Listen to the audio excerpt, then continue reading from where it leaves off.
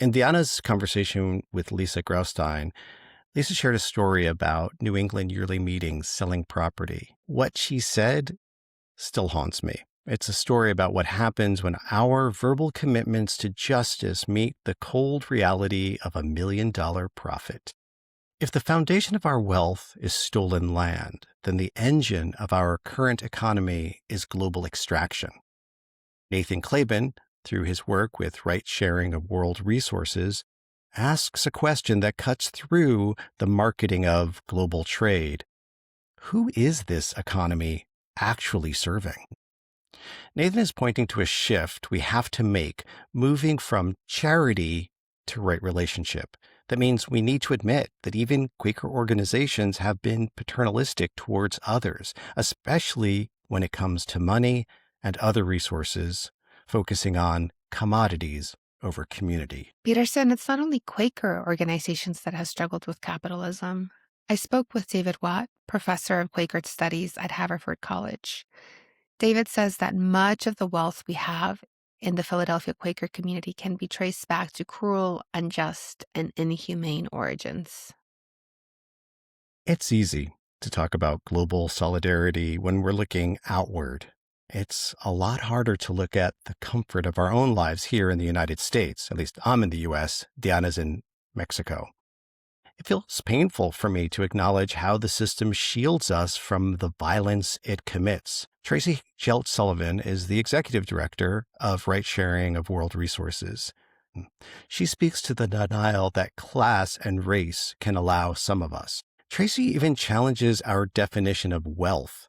In a capitalist world, we think of wealth as what we have in the bank, but she reminds us that in the U.S., sometimes wealth includes being free from the violence that comes with debt and poverty. You could say, I'm on a journey with truth, and the truth I'm seeing is that I cannot simply shop my way to a better world or rely on individual integrity to stop the wheels of extraction.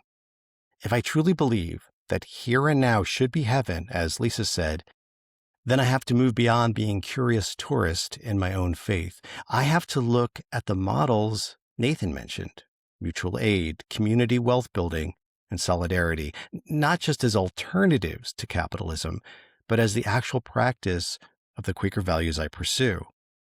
That means, in addition to being informed about where I earn and spend my money and where I invest, I also need to understand how my federal, state, and local taxes are allocated.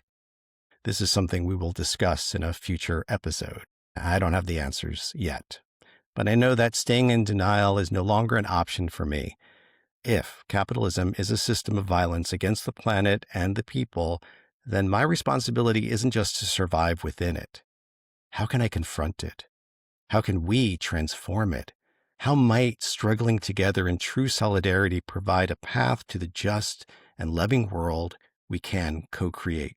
And here is a hard truth for some. Our conviction that there is that of God in everyone also extends to the capitalists themselves. That of God is also in those of us who continue to benefit from violent, extractive capitalism. For us to transform, I believe the violence must first be revealed and stopped. Then we can make amends for past harms. I know that this can feel like a huge project. In our next episode, we'll consider how to proceed once we understand the burden of capitalism. Fran Broca, a Quaker navigating inherited wealth, will share her own journey of reconciling with said wealth. And if you want to go deeper into how Quakers have wrestled with integrity and finance, you may want to check out the Quakers Speak video, What If Wall Street Were Honest? North Carolina Quaker Mark Holbert has been tracking investment advisors since the early 80s. He talks about what motivated him to try to make Wall Street honest.